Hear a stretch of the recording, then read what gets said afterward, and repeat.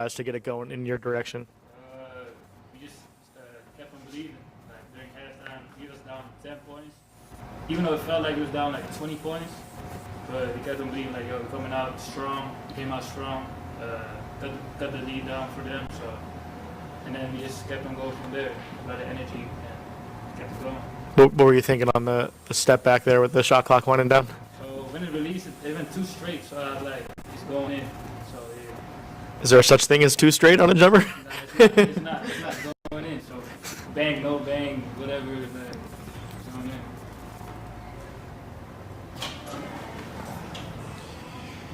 Can you talk about the way how you guys were able to grind this game after the way how you guys looked in the first half?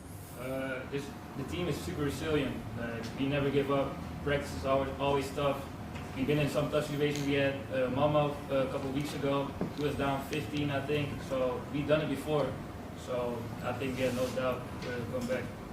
And how does it feel to win a game like this at the buzzer? Great. So it's great.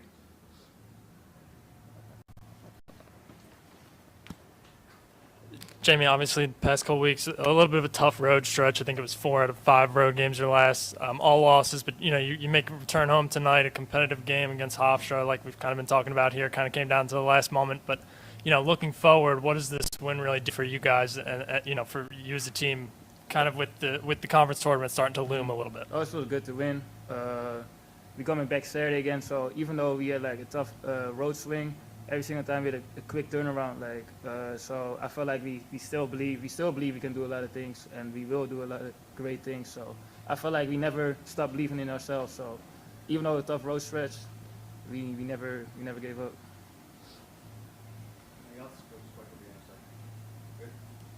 That's it. Thank you.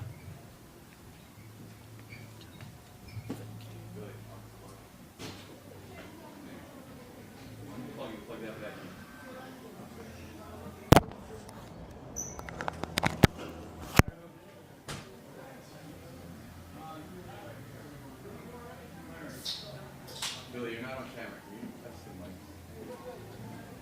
But you might be live, so this, yeah. Sounds fine. It's good now? Sounds okay. Yeah, that's what we thought.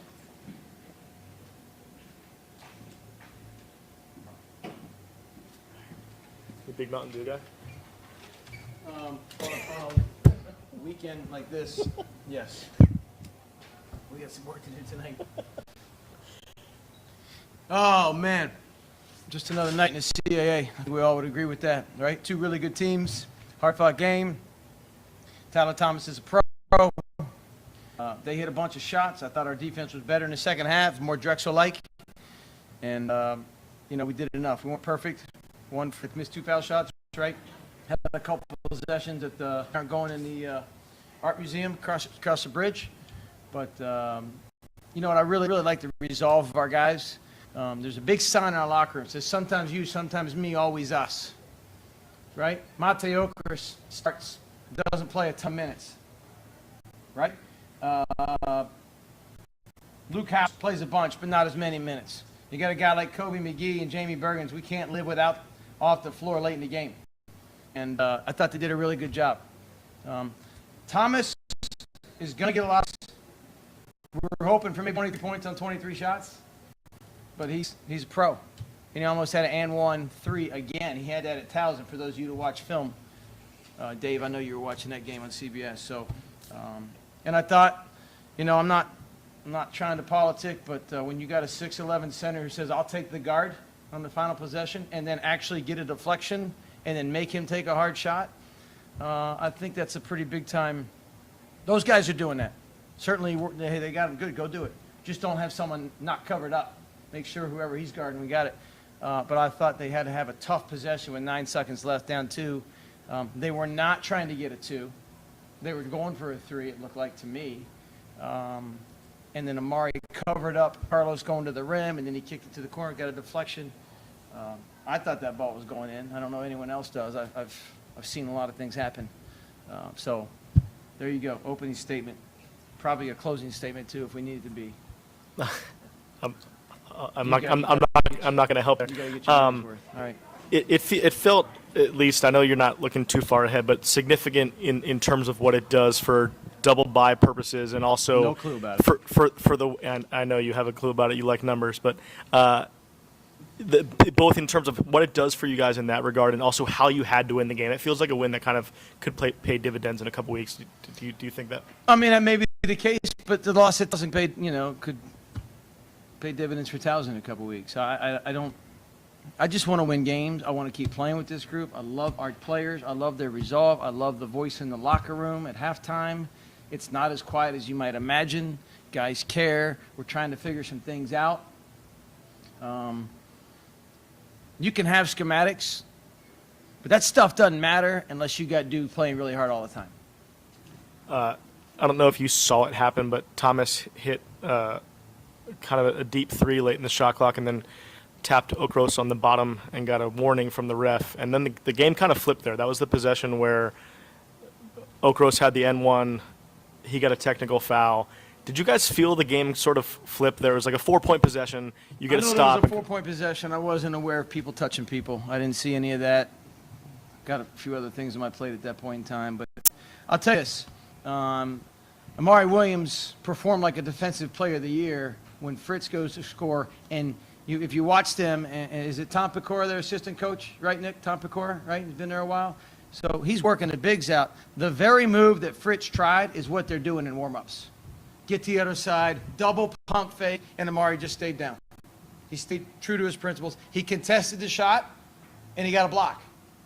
Right? That's a huge play in the game. So I can't speak to momentum. I know that we played better in the second half than the first. I know momentum is a real deal and part of it, but I don't remember that being a turning point other than we got 4 points, and I thought we guarded 23, at least made him work. What was he in the second half? You got those numbers, Tubes? He had one shot after that play. 12 for 23 overall. Right, I'm just saying second half. I mean, how many points did he have? He had 18, so he had 16 points on how many shots? I think he worked a little harder in the second half. 4 of 11 second half.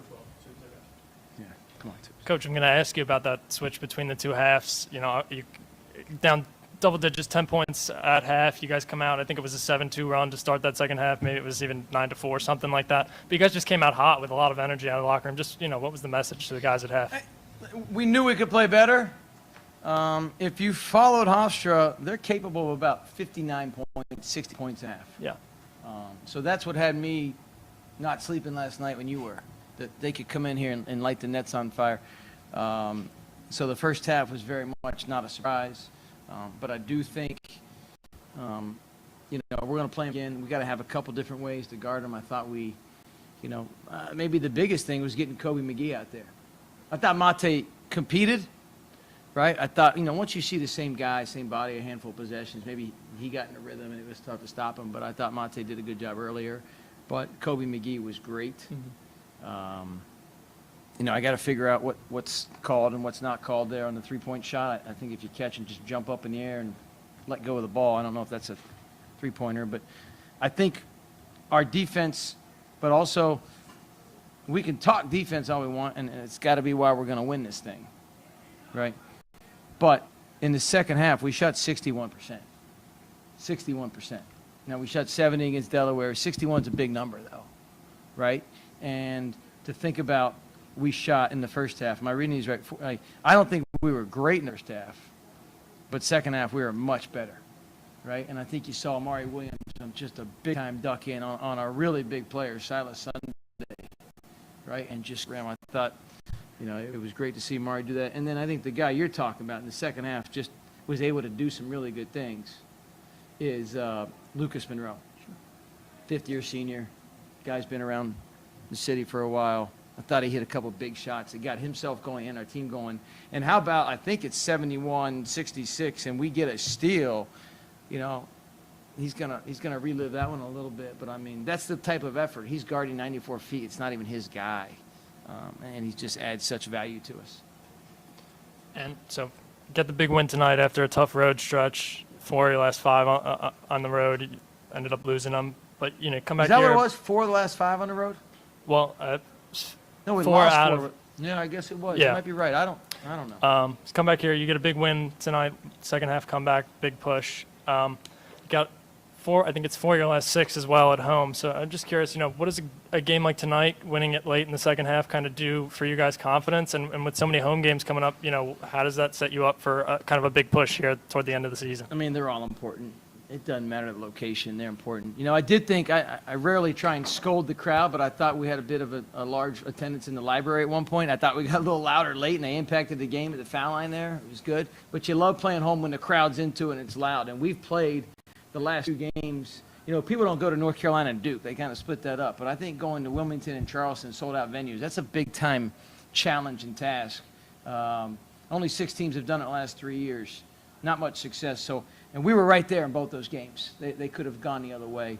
But I thought our home court advantage was better tonight than we've had. And, it's just one of those things where the next game, we're going to meet in this very room in about 10 minutes. So you got a deadline, and you got to get your story so we can meet and talk about Campbell, who I think is a really good team. Did they win tonight? Okay, so they're 6-7 in this league. In year 1, coming out of the Big South. He's doing a great job. They play a unique way. We got to be ready to go. So mature teams with 3 fifth-year guys and 2 fourth-year juniors have to turn the page quickly. I'd celebrate this one all night if we could. But we got to get ready, and we need to have a sharp practice tomorrow and be ready to go. Right? And your thoughts about Amari Williams hitting 1,000 points tonight? Yeah, I knew he was close. Tubes told me he was close going into it. Very happy for him. I think about our program and different, benchmarks that are hit.